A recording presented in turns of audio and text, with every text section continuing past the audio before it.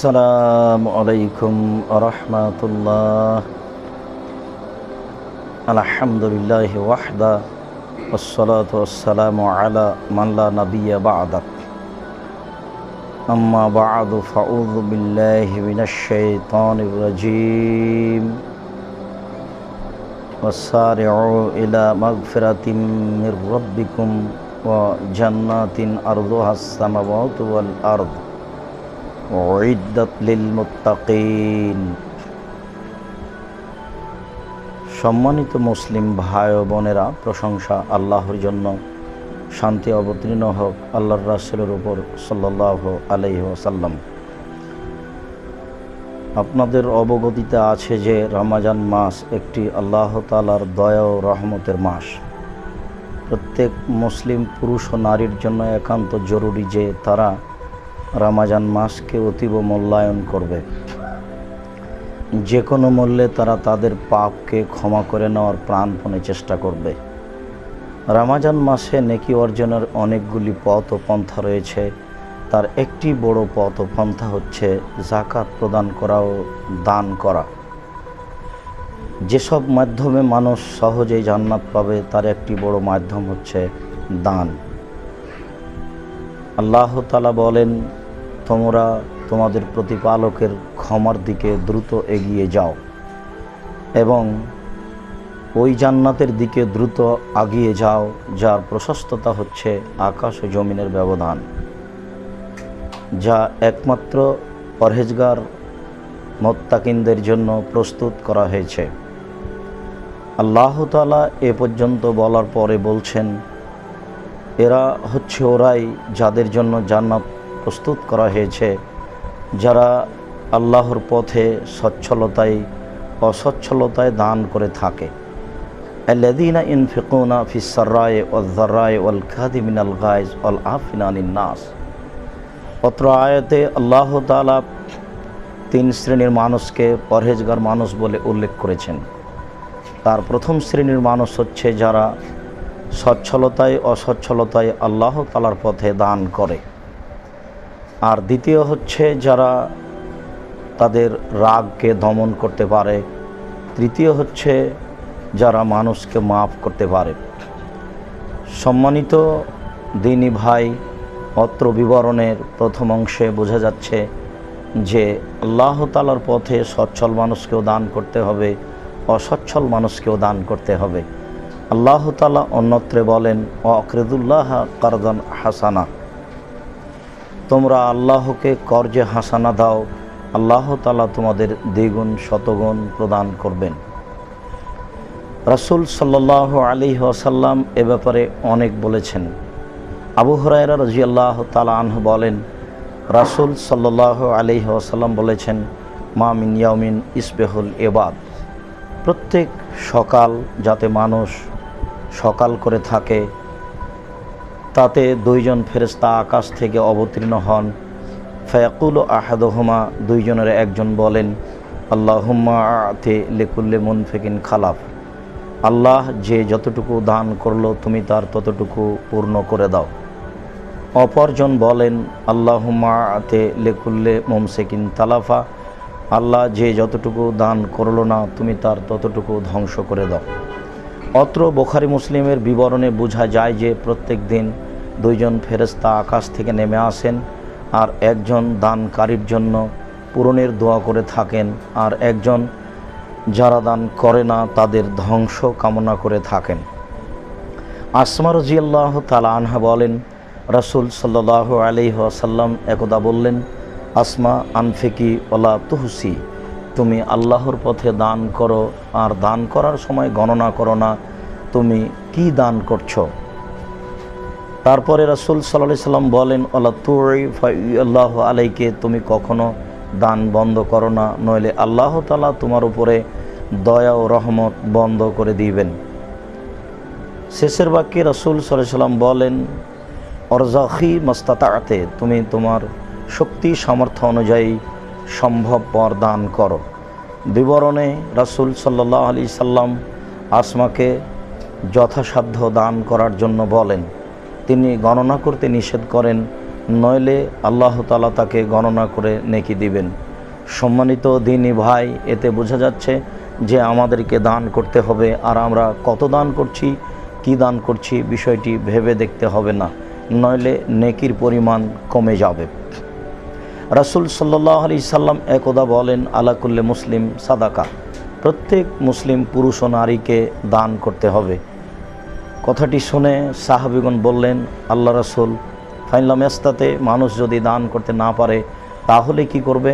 তখন রাসূল সাল্লাল্লাহু আলাইহি সাল্লাম বললেন, তাহলে সে মানুষের বাড়িতে কাজ করবে, কাজ করে যা উপার্জন করে তার কিছু অংশ আল্লাহর পথে দান করবে এবং কিছু অংশ দিয়ে সে নিজে উপকৃত হবে। বিবরণে বোঝা যায় দিন মজুরকেও দান করতে হবে, যারা মানুষের বাড়িতে কিষান কামলা খেটে খায়, যারা ভ্যান রিক্সা চালায় তাদেরকেও দান করতে হবে। আসলে দান যে আল্লাহ তাআলাকে একটি সন্তুষ্ট করার বড় মাধ্যম, তা এসব বিবরণে স্পষ্ট বোঝা যায়।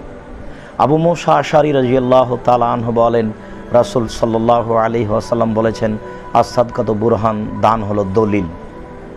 দলিল এমন একটি জিনিস যা দিয়ে নিজস্ব অধিকার আদায় করা যায়, নিজের সম্পদের দাবি জানানো যায়। অত্র বিবরণে রাসূল সাল্লাল্লাহু আলাইহি সাল্লাম দানকে দলিল হিসাবে উল্লেখ করেছেন। বিচারের মাঠে আমরা জান্নাত পাব, জান্নাতের অধিকারী হব, তার সবচেয়ে বড় মাধ্যম হবে দান। কেননা জান্নাত পাওয়ার জন্য দানই আমাদের দলিল হিসাবে সাব্যস্ত হবে, দলিল হিসাবে দাঁড়াবে, যা বুখারী মুসলিমের অত্র বিবরণে বোঝা যায়। রাসূল সাল্লাল্লাহু আলাইহি ওয়াসাল্লাম এ কারণেই বলেছেন যে নিশ্চয়ই তোমরা দান করো, দান করলে তোমাদের অর্থ সম্পদ কমবে না। রাসূল সাল্লাল্লাহু আলাইহি ওয়াসাল্লাম বলেন, মাস নাকাসাত সাদকাতুন মিন মালিন, দান কখনো মানুষের সম্পদকে কমায় না। রাসূল সাল্লাল্লাহু আলাইহি সাল্লাম বলেন, আল্লাহ তাআলা বলেছেন, আনফিক ইবনা আদম উনফিক আলাইকা, হে আদমের ছেলেমেয়েরা, তোমরা আল্লাহর পথে দান করো, আমি তোমাদের অর্থ সম্পদ বেশি করে দিব, আমিও তোমাদের দান করব। এমনই বিবরণ আল্লাহ তাআলা কোরআনে বলেছেন, ইয়ামহাকুল্লাহুর রিবা ও ইরবিস সাদাকাত, নিশ্চয় সুদ মানুষের অর্থ সম্পদকে কমিয়ে দেয় এবং দান মানুষের অর্থ সম্পদকে বেশি করে দেয়। সম্মানিত দিনী মুসলিম ভাই বোন, আমরা বুঝতে পারি আর না পারি, দান আল্লাহর পথে করলে আমাদের অর্থ সম্পদ বেশি হয়ে যাবে, এ কথাই চূড়ান্ত। কেননা আল্লাহ তাআলা বলেন, রাসূল সাল্লাল্লাহু আলাইহি সাল্লাম বলেছেন, যা একাধিক বিবরণে আমরা বুঝতে পারি। রাসূল সাল্লাল্লাহু আলাইহি সাল্লাম অবশ্য গোপনে দান করাকে বিশেষভাবে উল্লেখ করেছেন। তিনি বলেছেন, ইন্নে সাদকাতা সিররে তুতফিউ গাযাবার রাব্বে, নিশ্চয় গোপন দান মানুষের আল্লাহ তাআলার রাগকে মিটিয়ে দেয়। মানুষ যে অন্যায় করে, অশ্লীল কাজে জড়িয়ে পড়ে, তখন আল্লাহ তাআলা তার উপরে ক্ষিপ্ত হয়ে যান, তাকে জাহান্নামে দেওয়ার সিদ্ধান্ত নেন, তাকে জাহান্নামে দিব মনে করেন। কিন্তু যখন মানুষ দান করে তখন আল্লাহ তাআলার ওই রাগ, ওই ক্রোধ কমে যায়, ওটা মিটে যায়। দানের এমন একটি ক্ষমতা রয়েছে, দানের এমন একটি বলতে গেলে আল্লাহ তাআলা তার ভিতরে ক্ষমতা দিয়ে দিয়েছেন যে দানই আল্লাহ তাআলার রাগকে মিটিয়ে দিতে পারে। অবশ্য অন্য জগতে রাসূল সাল্লাল্লাহু আলাইহি সাল্লাম বলেছেন, মানুষ বিচারের মাঠে বিশেষ ছায়াতলে থাকবে, তার একটি বড় কারণ হচ্ছে গোপনে দান করা। 7 শ্রেণীর মানুষ বিশেষ ছায়াতলে থাকবে, তার এক শ্রেণীর মানুষ হচ্ছে যারা গোপনে দান করে। রাসূল সাল্লাল্লাহু আলাইহি ওয়াসাল্লামের এই বিবরণে বোঝা যাচ্ছে যে গোপনে দান করলে তার ফলাফল বেশি। অবশ্য প্রকাশ্যেও দান করা যায়। রাসূল সাল্লাল্লাহু আলাইহি সাল্লাম বলেন, ইন্নামাস সাদাকাতু তামহু আযাবাল কবরে, নিশ্চয় দান কবরের শাস্তিকে মিটিয়ে দেয়। অন্য বর্ণনায় এসেছে, দান কবরে যে শাস্তি আছে তাকে নিভিয়ে দেয়। তিনি বলেন, ইন্নামাল মুমিন ইস্তাজিল্লু ইয়াউমাল কিয়ামা ফি জিল্লি সাদাকাতিহি, নিশ্চয় মুমিন বিচারের মাঠে তার দানের ছায়াতলে থাকবে। অত্র বিবরণে প্রকাশ্যে অপ্রকাশ্যে কথাটা স্পষ্ট বলা হয়নি। অবশ্য রাসূল সাল্লাল্লাহু আলাইহি সাল্লাম বিভিন্ন পর্যায়ে প্রকাশ্যভাবেও দানের কথা বলেছেন।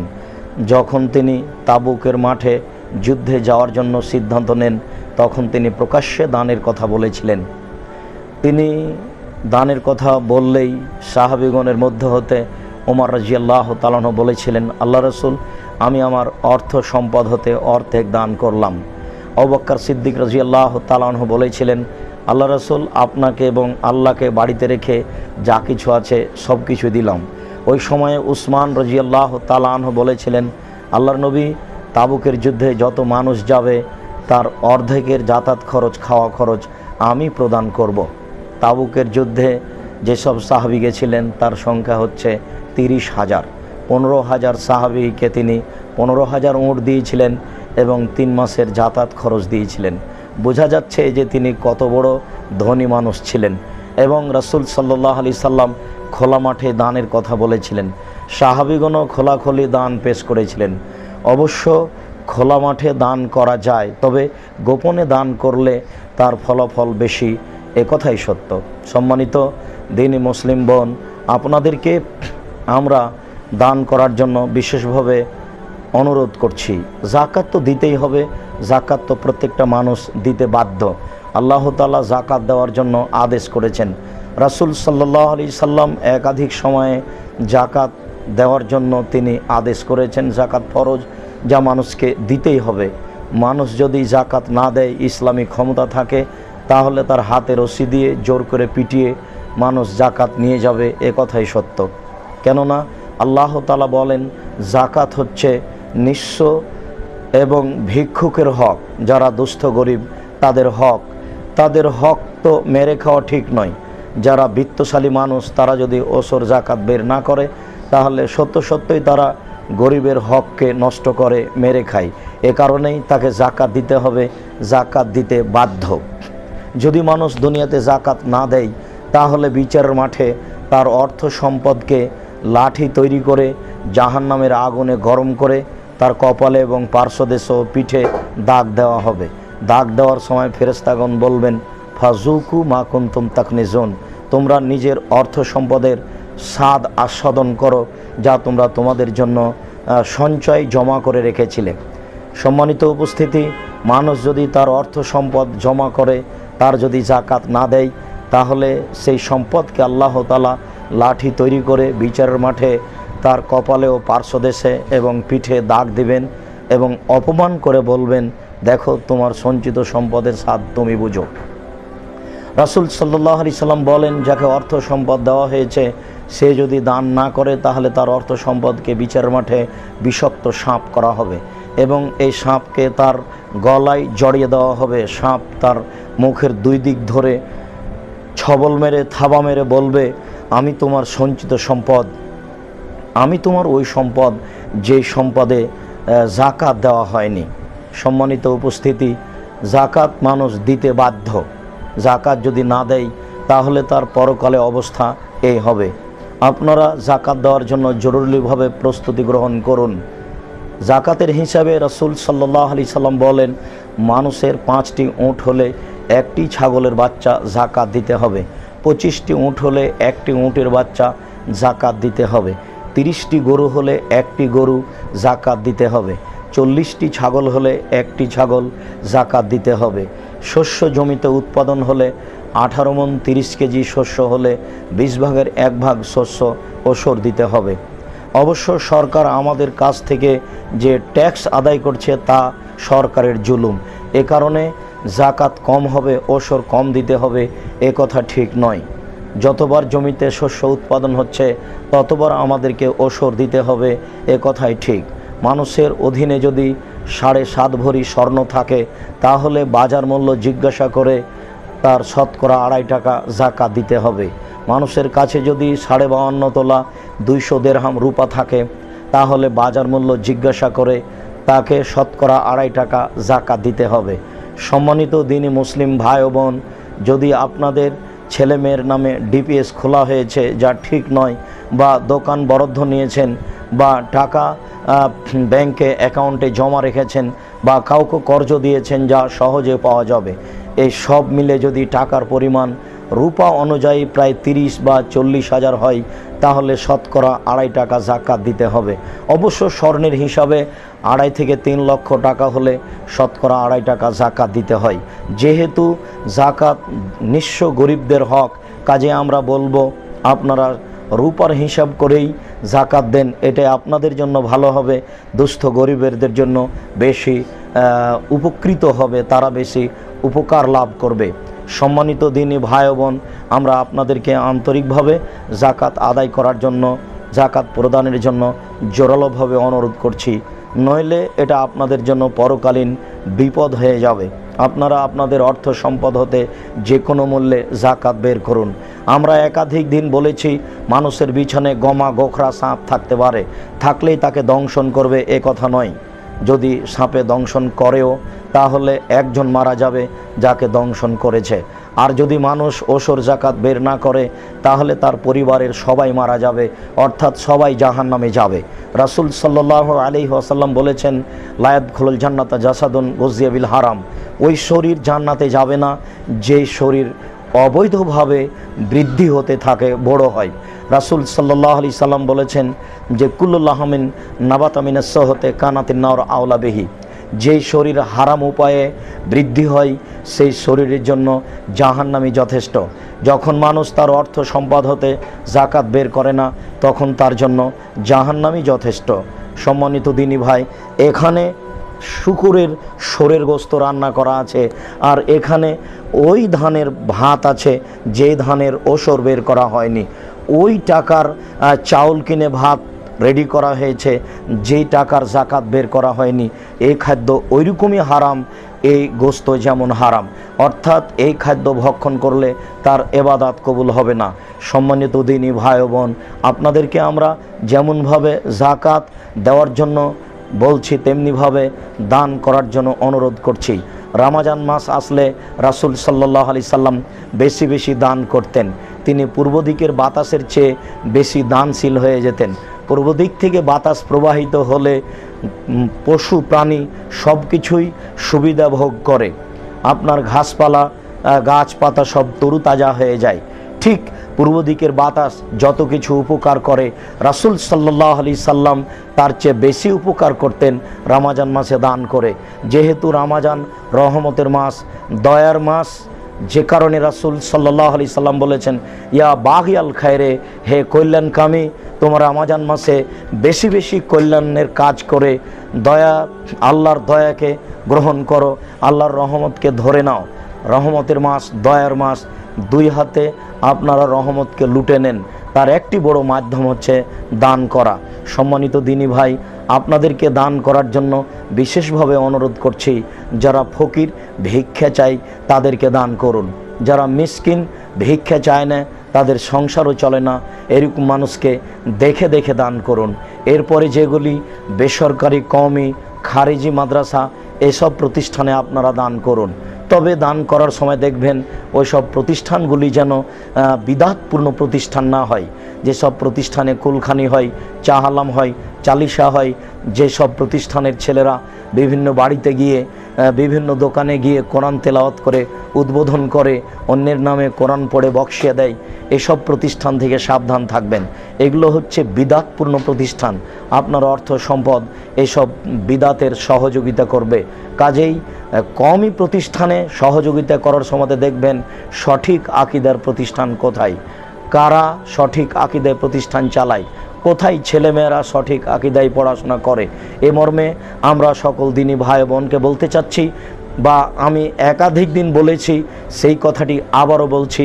প্রায় 15 বছর থেকে আমি ঢাকায় আসি, তখন থেকেই আমি মনে মনে ভাবতাম ঢাকায় বা ঢাকার আশেপাশে কোথায় একটি বিশাল ভূখণ্ড পাওয়া যাবে যেখানে একটি উন্নত মানের বড় প্রতিষ্ঠান নির্মাণ করা হবে, যেখানে ছেলেরা বাংলা, ইংরেজি, আরবি উন্নত মানের শিক্ষা অর্জন করে জাতির অন্যায়ের বিরুদ্ধে লড়বে। দেখতে দেখতে সেই দিন আপনার ওই রূপগঞ্জ, নারায়ণগঞ্জ, হাটাবো, বীরহাটাবো এলাকার লোকেরা আমার হাতে 14 বিঘা জমি হস্তান্তর করেছে। সম্মানিত দিনী ভাই, আপনারা জানেন 2013 সালের 24শে আগস্ট 11টার সময় আমি জনগণের উদ্দেশ্যে বলেছিলাম যে সম্মানিত উপস্থিতি, আজকে আমরা এই তারিখে এই প্রতিষ্ঠান চালু করছি, আরম্ভ করছি, উদ্বোধন করছি। উদ্বোধন করতে গিয়ে আমি আপনাদের বলছি যে আমার হাতে টাকা নাই, এ কথাও সত্য। এখানে প্রতিষ্ঠান গড়বে, এ কথাও সত্য। ইনশাল্লাহ গড়বে। এখানে ভারত, বাংলাদেশ, পাকিস্তানের সবচেয়ে উন্নত মানের একটি প্রতিষ্ঠান গড়বেই ইনশাল্লাহ। আমি এতে বিশ্বাসী, এটা হবে। এই জন্য আমি আপনাদেরকে অনুরোধ করে বলতে চাচ্ছি, আপনারা এই প্রতিষ্ঠানের জন্য প্রথমে আল্লাহর দরবারে বলবেন, আল্লাহ, আব্দুর রাজ্জাক সাহেব যে প্রতিষ্ঠানটি গড়ে তোলার প্রাণপণে চেষ্টা করছেন, এটা তুমি কবুল করো। আমি আপনাদেরকে আন্তরিকভাবে দোয়া করার জন্য বলছি। আল্লাহ যদি কবুল করেন তাহলে এটা সহজেই হয়ে যাবে, আমাদের কষ্ট পেতে হবে না।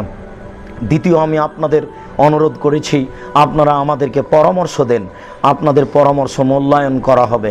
তৃতীয়, আপনাদের বলেছি, যেহেতু রাসূল সাল্লাল্লাহু আলাইহি সাল্লামের অর্থ সম্পদ ছাড়া চলেনি, আমাদেরও চলবে এ কথা ঠিক নয়।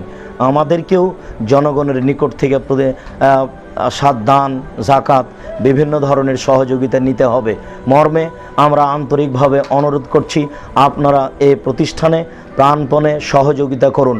আমরা এবছরে যে সব পরিকল্পনা নিয়েছি তার একটি বড় পরিকল্পনা, একটি আমাদের বড় মসজিদ নির্মাণ করতে হবে, যার বর্গফুট হচ্ছে ৯,০০০ বর্গফুটের আমরা একটি মসজিদ নির্মাণ করব। তাতে প্রায় খরচ হতে পারে ৫ তলা ভবনের প্রথম তলায় ১.৫ থেকে ২ কোটি টাকা খরচ হবে। আমাদের দ্বিতীয় যেটি পদক্ষেপ রয়েছে সেটি হচ্ছে, আমরা একটি মহিলাদের আবাসিক ব্যবস্থা করতে চাচ্ছি। আমরা ২০১৫ সালের ৩রা জানুয়ারি মহিলা প্রতিষ্ঠান আরম্ভ করেছি।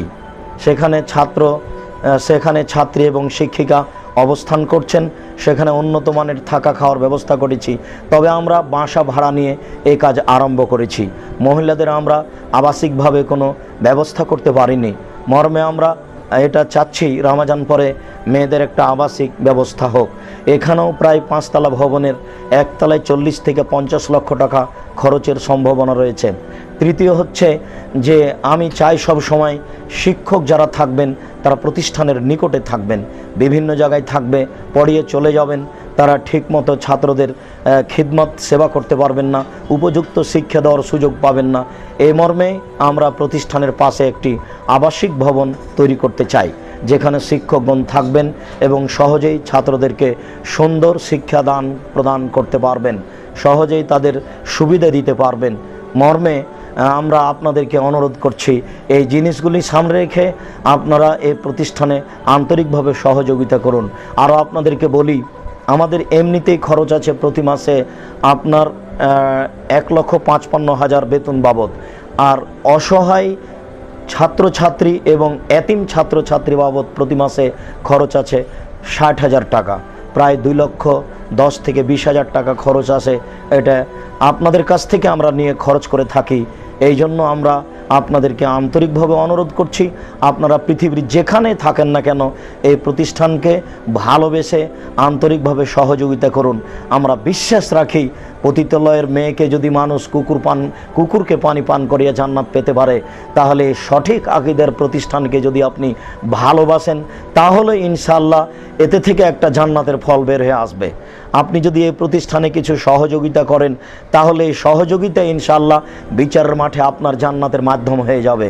আমরা আপনাদের দ্বীনী ভাই, মুসলিম ভাই হিসাবে আপনাদেরকে আন্তরিকভাবে অনুরোধ করছি, আপনারা এই প্রতিষ্ঠানকে মূল্যায়ন করুন, আপনারা এই প্রতিষ্ঠানকে সহযোগিতা করুন, প্রাণপণে এই প্রতিষ্ঠানে যাকাত ও দানের টাকা পাঠিয়ে এই প্রতিষ্ঠানকে উন্নত মানের করার সুযোগ করে দেন। আল্লাহ, তুমি সকল দ্বীনী ভাই বোনকে এই প্রতিষ্ঠানে সহযোগিতা করার, দান করার তৌফিক দান করো। আল্লাহ, তুমি সকল দ্বীনী ভাই ও বোনের অন্তরে এই ভালোবাসা দিয়ে দাও, সবাই যেন এই প্রতিষ্ঠানকে ভালোবাসে, সবাই যেন এই প্রতিষ্ঠানের ব্যাপারে সুন্দর পরামর্শ দেয়।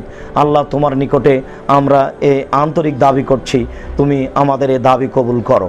আল্লাহ, তুমি আমাদেরকে এই প্রতিষ্ঠান সুন্দরভাবে পরিচালনা করার তৌফিক দান করো। আমরা মানুষ হিসাবে তোমার দরবারে জানাচ্ছি, আমাদের নিয়তের কোনো ত্রুটি নাই, আমাদের দৃঢ় বিশ্বাস রয়েছে তোমাদের উপরে, আমাদের দৃঢ় বিশ্বাস রয়েছে তোমার উপরে, তুমি আমাদেরকে সহযোগিতা করবে। আমাদের দৃঢ় বিশ্বাস রয়েছে তুমি এই প্রতিষ্ঠানকে কবুল করেছো, তুমি এই প্রতিষ্ঠানকে সবার নিকটে এমনভাবে করে দাও যেন সবাই আন্তরিকভাবে ভালোবাসে, সবাই যেন দান করে। তুমি আমাদেরকে কবুল করো, আল্লাহুম্মা আমিন।